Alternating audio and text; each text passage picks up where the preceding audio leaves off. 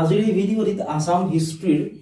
আন কেইটামান important question আলোচনা কৰিম। এই কুৱেশ্যন কেইটা বহুত বেছি ইম্পৰ্টেণ্ট হয় কম্পিটিটিভ এক্সামসমূহৰ কাৰণে, যেনে ডিএলএডৰ কাৰণে ইম্পৰ্টেণ্ট, এডিআৰইৰ কাৰণে ইম্পৰ্টেণ্ট, এনেকুৱা ধৰণৰ যিমানবোৰ কম্পিটিটিভ এক্সাম আছে সকলোৰে বহুত বেছি ইম্পৰ্টেণ্ট হয় আৰু গোটেইকেইটা কুৱেশ্যন বাছি বাছি অনা হৈছে, ঠিক আছে। আৰু পৰীক্ষাত অহাৰ বহুত বেছি চান্স আছে এই কুৱেশ্যন কেইটা, গতিকে ভিডিঅ'টো মনোযোগেৰে শেষলৈকে চাই থাকিবা। ফাৰ্ষ্ট কুৱেশ্যনটো চোৱাচোন। কুৱেশ্যনটো আছিল যে who was the first king of the Varman dynasty, অৰ্থাৎ আমাক সুধিছে যে বৰ্মন বংশৰ প্ৰথমজন ৰজা কোন আছিল বা বৰ্মন বংশৰ প্ৰথমজন ৰজাৰ নাম কি আছিল। অপচন চোৱা এত আছিলে ভাস্কৰ বৰ্মন, অপচন নম্বৰ বিত আছিলে পুষ্য বৰ্মন, অপচন নম্বৰ চিত দিছিলে বামাভট্ট আৰু অপচন নম্বৰ ডিত আছিলে মহেন্দ্ৰ বৰ্মন। এই কুৱেশ্যনটো বহুত বেছি ইম্পৰ্টেণ্ট হয়। প্ৰিভিয়াছ ইয়াৰ যদি কুৱেশ্যনৰ ওপৰত তোমালোকে এনালাইচিছ কৰা তাত তোমালোকে এই কুৱেশ্যনটো অহা দেখিবলৈ পাবা, ঠিক আছে। আমাক কি সুধিছিল বৰ্মন বংশৰ প্ৰথমজন ৰজা কোন আছিলে সুধিছে। বৰ্মন বংশৰ প্ৰথমজন ৰজাৰ নাম আছিলে পুষ্য বৰ্মন, গতিকে এই কুৱেশ্যনটিৰ অপচন নম্বৰ বি টো হ'ব correct answer. Pushya Varman was the founder of the Bormon dynasty in Kamrup in the 4th century, অৰ্থাৎ পুষ্য বৰ্মন 4ৰ্থ শতিকাত কামৰূপত বৰ্মন বংশৰ তেওঁ কি আছিলে প্ৰতিষ্ঠাপক আছিলে। নেক্সট কুৱেশ্যনটো এতিয়া চোৱা, কুৱেশ্যন নম্বৰ 2। কুৱেশ্যনটো আছিল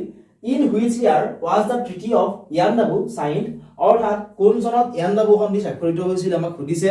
ইয়াণ্ডাবু সন্ধি কোন চনত স্বাক্ষৰিত হৈছিল সুধিছে। অপচন চোৱা এত আছিলে 1820, অপচন নম্বৰ বি আছিলে 1824, অপচন নম্বৰ সি 1826 আৰু অপচন নম্বৰ ডি আছিলে 1830। কমেন্ট সেকশনত জনোৱাচোন যদিহে জানা, এইটো একেবাৰে ইজি কুৱেশ্যন হয়। ইয়াণ্ডাবু সন্ধি কেতিয়া স্বাক্ষৰিত হৈছিল? ইয়াণ্ডাবু সন্ধি স্বাক্ষৰিত হৈছিল 1826 চনত, ঠিক আছে। গতিকে এই কুৱেশ্যনটিৰ অপচন নম্বৰ সি টো হ'ব কাৰেক্ট আনসাৰ। মনত ৰাখিবা কাৰ মাজত স্বাক্ষৰিত হৈছিল? ব্ৰিটিছ আৰু মান ৰজাৰ মাজত ইয়াণ্ডাবু সন্ধি স্বাক্ষৰিত হৈছিল আৰু তাৰিখটো তোমালোকে মনত ৰাখিবা 1826 চনৰ 24 ফেব্ৰুৱাৰী তাৰিখে। মই তোমালোকক লিখি দিছো চাওক চোৱা। The Treaty of Yandabu was signed on 24th February 1826 between the British and Burmese, marking the start of British rule in Assam, অৰ্থাৎ 1826 চনৰ 24 ফেব্ৰুৱাৰীত ব্ৰিটিছ আৰু মানৰ মাজত এক সন্ধি স্বাক্ষৰিত হৈছিল, যাক আমি ইয়াণ্ডাবু সন্ধি বুলি জানো।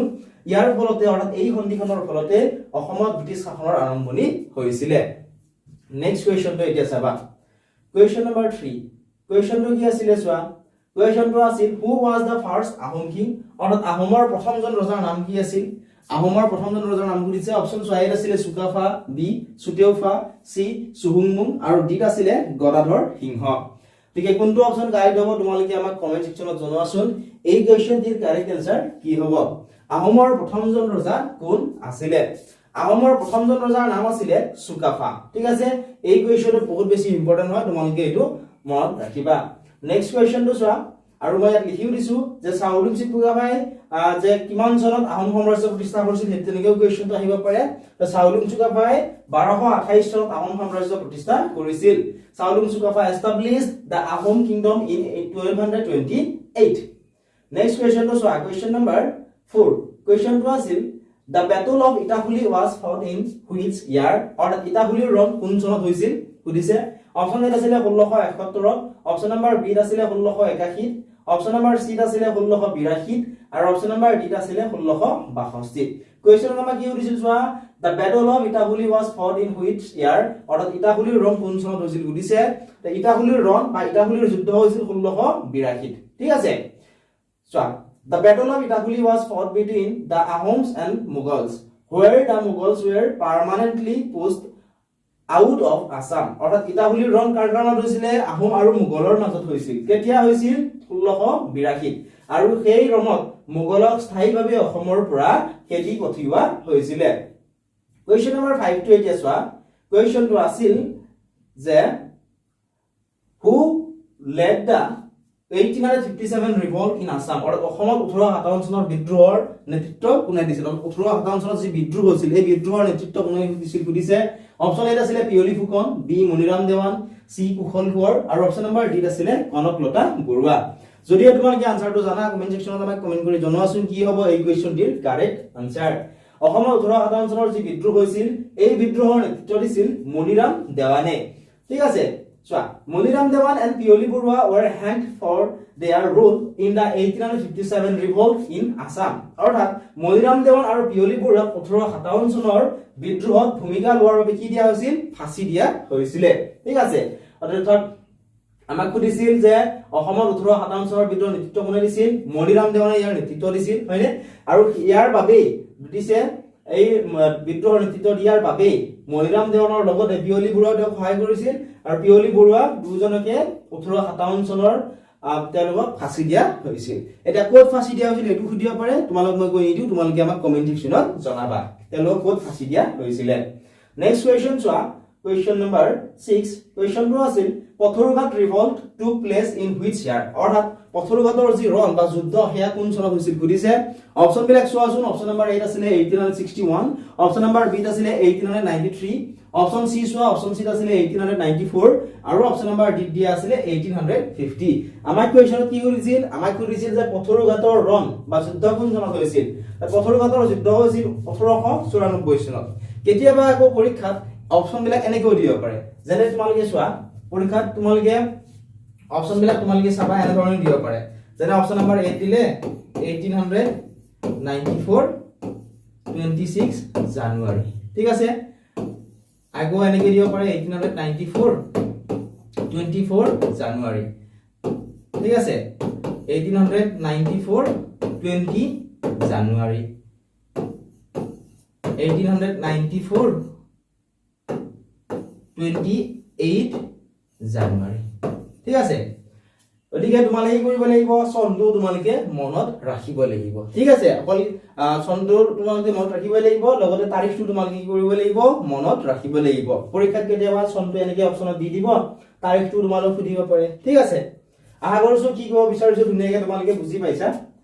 নেক্সট কোৱেশ্চনটো চোৱা কোৱেশ্চন নম্বৰ 7 কোৱেশ্চনটো কি আছিল চোৱাচোন কোৱেশ্চনটো আছিল who was the first female martyr of the quit India movement in Assam অৰ্থাৎ ভাৰতেক আন্দোলনৰ অসমৰ প্ৰথমগৰাকী মহিলা শ্বহীদ কোন আছিল ভাৰতেক আন্দোলন কেতিয়া হৈছিল 1942 চনত ঠিক আছে যাক আমি কুইট ইণ্ডিয়া মুভমেন্ট নামেৰে জানো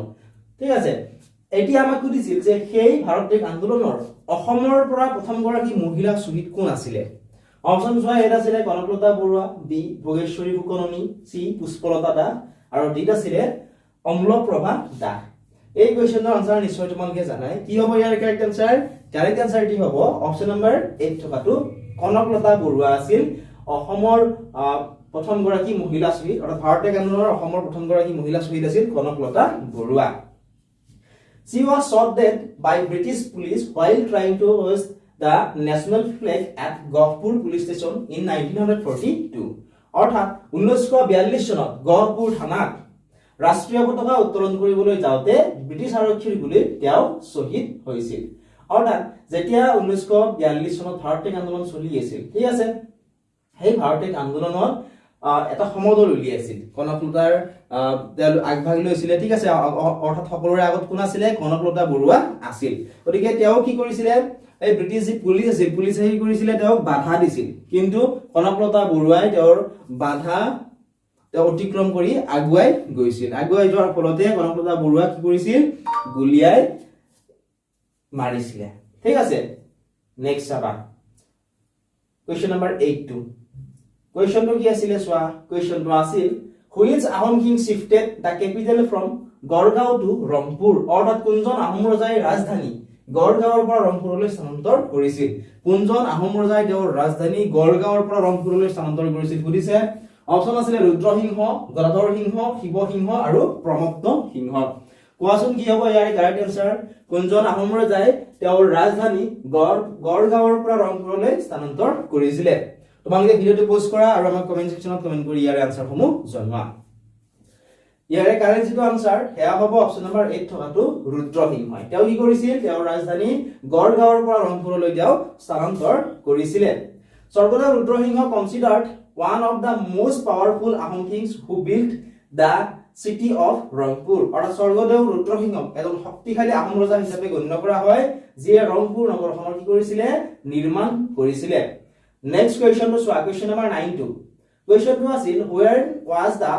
Assam Association formed অৰ্থাৎ অসম এছ'চিয়েচন কেতিয়া গঠন কৰা হৈছিল আমাক সুধিছে অপশন বিলাকলৈ মন কৰাচোন অপশন নম্বৰ 8 আছিল 1901 অপশন বি 1903 অপশন নম্বৰ সি 1905 আৰু অপশন নম্বৰ ডি আছিল 1912 কোৱেশ্চনত আমাক কি সুধিছিল আমাক সুধিছিল যে অসম এছ'চিয়েচন কেতিয়া গঠন কৰা হৈছিল এই কোৱেশ্চনটোৰ correct answer option number B টো হ'ব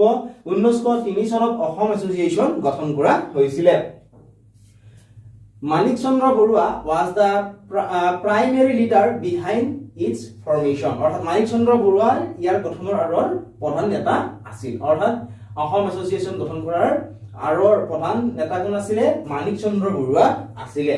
তোমালোক যে মই এখিনি এক্সপ্লেনেশন কৰি ইয়াত লিখি দিছো এখিনি তোমালোকৰ বহুত বেছি ইম্পৰ্টেন্ট হয় ঠিক আছে কাৰণ পৰীক্ষাত তাৰ পৰাও কোৱেশ্চন তোমালোকক বনাই দিব পাৰে গতিকে এইখিনিও তোমালোকে চাব লাগিবই কোৱেশ্চন নম্বৰ 10 টো চোৱাচোন কোৱেশ্চনটো আছিল যে in which year did Hiuen Tsang visit Kamrup অৰ্থাৎ হিউৱেন চাঙে কেতিয়া কামৰূপ ভ্ৰমণ কৰিছিল হিউৱেন চাঙে কেতিয়া কামৰূপ ভ্ৰমণ কৰিছিল বা হিউৱেন চাঙে যিখন পুথি লিখিছিল এইখনৰ ৰিলেটেড কোৱেশ্চন প্ৰায় পৰীক্ষাত আহি থকা দেখিবলৈ পোৱা যায় আৰু হিউৱেন চাঙৰ ওপৰত যদি এটা ভিডিও লাগে ডিটেইলছত ঠিক আছে তোমালোকে আমাক জনাবলৈ নাপাহৰিবা আমি গোটেইখিনি তেওঁৰ বিষয়ে বুজাই দিবলৈ তোমালোকক চেষ্টা কৰিম আৰু নোটছখিনি তৈয়াৰ কৰি তোমালোকক দি দিম অপচন চোৱা এটা আছিল 630 AD option B 640 AD option number C 643 AD option number D 650 AD আমাক কৈছিল যে হিউৱেন চাঙে কেতিয়া কামৰূপ ভ্ৰমণ কৰিছিল কাৰেক্ট যেটো আনসাৰ কেয়া হ'ব অপচন নম্বৰ সি থকাটো 643 AD he visited during the reign of king Bhaskar Varma অৰ্থাৎ তেওঁ ৰজা ভাস্কৰ বৰ্মাৰ ৰাজত্বকালত ভ্ৰমণ কৰিছিল অৰ্থাৎ কামৰূপৰ ৰজা সেই সময়ত কোন আছিল ভাস্কৰ বৰ্মন আছিল আৰু তেওঁৰ শাসনকালতে হিউৱেন চাঙে কামৰূপ ভ্ৰমণ কৰিছিল আৰু তেওঁ ইয়াৰ ওপৰত এখন পুথি লিখিছিল ঠিক আছে এইখনৰ নাম কি হয় CUK ঠিক আছে এটো ৰিলেটেড কোৱেশ্চন প্ৰায় পৰীক্ষাত আহি থাকে মনত ৰাখিবা next question so question number 11 in which year was the battle of Saraighat অৰ্থাৎ শৰাইঘাটৰ যুদ্ধ কোন চনত হৈছিল বা শৰাইঘাটৰ যুদ্ধ কেতিয়া হৈছিল option A 1662 option number B 1671 option C 1681 option number D আছিল 1667 আমাক কি সুধিছিল যে শৰাইঘাটৰ যি যুদ্ধ হেয়া কেতিয়া হৈছিল সুধিছে কাৰেক্ট যেটো আনসাৰ হেয়া হ'ব অপচন নম্বৰ বি থকাটো 1671 চনত শৰাইঘাটৰ যুদ্ধ হৈছিল কাৰ কাৰণত হৈছিল এটো তোমালোকৰ আহিব পাৰে এটো তোমালোকে মনত ৰাখি থবা চোৱা The Battle of Faraigat was fought between the Ahom kingdom and the Mughal Empire. অৰ্থাৎ শৰাইঘাটৰ যুদ্ধ আহোম আৰু মোগলৰ মাজত হৈছিল আহোমৰ নেতৃত্ব কোনে দিছিল লাচিত বৰফুকনৰ দিছিল আৰু মোগলৰ ৰামসিংহই দিছিল আৰু ইয়াত কোন জয়ী হৈছিল লাচিত বৰফুকন জয়ী হৈছিল আৰু গড় নিৰ্মাণ কৰা অৱহেলা কৰাৰ বাবে লাচিত বৰফুকনে নিজৰ মোমাইকৰ কি কৰিছিল শিৰচ্ছেদ কৰিছিল এতিয়া চাবা নেক্সট কোৱেশ্চনটো question number 12 who was the last king of the Ahom kingdom অৰ্থাৎ আহোম ৰাজৰ শেষৰজন ৰজা কোন আছিল সুধিছে অপচন বিলাক চোৱাচোন অপচন এ আছিল চন্দ্ৰকান্ত সিংহ অপচন নম্বৰ বি পুৰন্দৰ সিংহ অপচন সি যোগেশ্বৰ সিংহ আৰু অপচন নম্বৰ ডি আছিল কমলেশ্বৰ সিংহ কোৱেশ্চনত আমাক কি সুধিছে চোৱা আমাক সুধিছিল যে আহোম ৰাজৰ শেষৰজন ৰজা কোন আছিল আহোম ৰাজৰ শেষৰজন ৰজা আছিল পুৰন্দৰ সিংহ was the last king of the Ahom dynasty under British guarantee অৰ্থাৎ পুৰন্দৰ সিংহ আছিল ব্ৰিটিছৰ অধীনত আহোম বংশৰ শেষৰজন ৰজা নেক্সট কোৱেশ্চন টু চোৱা কোৱেশ্চন নম্বৰ 13 কোৱেশ্চন টু আছিল the first Assamese newspaper Orunodai was published in which year অৰ্থাৎ প্ৰথম অসমীয়া বাতৰি কাকত অৰুণোদয় কোন চনত প্ৰকাশ পাইছিল সুধিছে প্ৰথম অসমীয়া যিখন বাতৰি কাকত আছিল হয়নে এইখন কি আছিল নাম কি আছিল অৰুণোদয় আছিল এইখন কেতিয়া প্ৰকাশ পাইছিল আমাক সুধিছে এই কোৱেশ্চনটো বহুত বেছি ইম্পৰ্টেন্ট হয় ঠিক আছে গতিকে অপচন চোৱা অপচন এটা আছিল 1836 option number B 1846 option C 1850 আৰু অপচন নম্বৰ ডি আছিল 1889 কোৱেশ্চন নম্বৰ 13 ৰ correct answer option number B টো হ'ব 1846 ত প্ৰথমখন অসমীয়া বাতৰি কাকত যাৰ নাম আছিল অৰুণোদয় সেই অৰুণোদয় বাতৰি কাকতখন প্ৰকাশ পাইছিল It was published from Shivsagar by the Baptist Missionary Press অৰ্থাৎ এইখন শিৱসাগৰৰ ঠিক আছে শিৱসাগৰৰ বাপ্টিষ্ট মিশনাৰী প্ৰেছৰ পৰা প্ৰকাশিত হৈছিল নেক্সট কোৱেশ্চন চোৱা কোৱেশ্চন নম্বৰ 14 কোৱেশ্চনটো আছিল who was the creator of the pike system in the Ahom kingdom অৰ্থাৎ আহোম ৰাজত যেটো পাইক প্ৰথা আছিল এই পাইক প্ৰথাৰ সৃষ্টিকৰ্তা কোন আছিল বা পাইক প্ৰথাৰ সৃষ্টি কোনে কৰিছিল অপচন চোৱা এটা আছিল চুকাফা অপচন নম্বৰ বি আছিল মোমাই তামুলী বৰবৰুৱা অপচন সি প্ৰতাপ সিংহ আৰু অপচন নম্বৰ ডি দিছিল ৰুদ্ৰ সিংহ কোৱেশ্চনটো কি আছিল কোৱেশ্চনত সুধিছিল যে আহোম ৰাজত পাইক প্ৰথাৰ সৃষ্টি কোনে কৰিছিল correct answer option number B টো হ'ব মুমাই তামুলী বৰবৰুৱাই তেওঁ কি কৰিছিলে পাইক প্ৰথাৰ সৃষ্টি কৰিছিলে কোৱেশ্চন নম্বৰ 15 টো চোৱা কোৱেশ্চনটো আছিল Phulguri dhaba The first peasant uprising took place in which year? অৰ্থাৎ প্ৰথম কৃষক বিদ্ৰোহ ফুলগুৰি ধাৱা কোন চনত হৈছিল অপচন চোৱা এ আছিল 1861 বি 1894 সি 1857 ডি আছিল 1881 কোৱেশ্চনত আমাক কি সুধিছিল আমাক সুধিছিল যে প্ৰথমটো কৃষক বিদ্ৰোহ ফুলগুৰি ধাৱা কোন চনত হৈছিল ইম্পৰ্টেন্ট কোৱেশ্চন হয় ইয়াৰ কাৰেক্ট আনসাৰ অপচন নম্বৰ এ টো হ'ব 1861 ত প্ৰথমটো কৃষক বিদ্ৰোহ ফুলগুৰি ধাৱা হৈছিল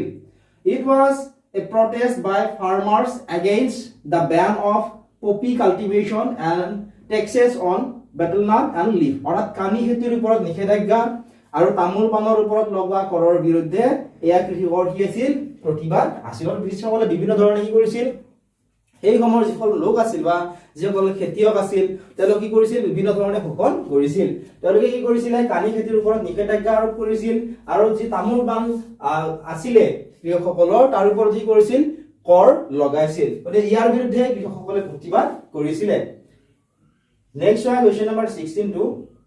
কোৱেশ্চনটো আছিল who was the first president of Assam Sahitya Sabha অৰ্থাৎ অসম সাহিত্য সভাৰ প্ৰথমগৰাকী সভাপতি কোন আছিল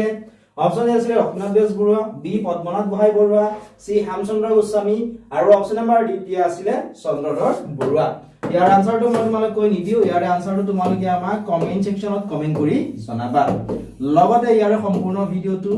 লগতে ইয়াৰ পিডিএফ সমূহ আমাৰ এপত পাবা যদি আমাৰ এপটো ডাউনলোড কৰা নাই এতিয়া ডেসক্ৰিপচনত দিয়া লিংকত ক্লিক কৰা আৰু আমাৰ এপটো ডাউনলোড কৰি লোৱা কিবা যদি তোমালোকৰ সুধিবলগীয়া থাকে WhatsApp নম্বৰ এটা দি থোৱা আছে তাত তোমালোকে আমাক মেছেজ কৰি সুধিব পাৰিবা যদি চেনেলটো সাবস্ক্ৰাইব কৰা নাই সাবস্ক্ৰাইব কৰি দিবলে নাপাহৰিবা লগতে আন কোনটো টপিকৰ ওপৰত ভিডিও লাগে আমাক জনাবা আমি চেষ্টা কৰিম সেই টপিকটোৰ ওপৰত ভিডিও বনাই তোমালোকক বুজাই দিবলে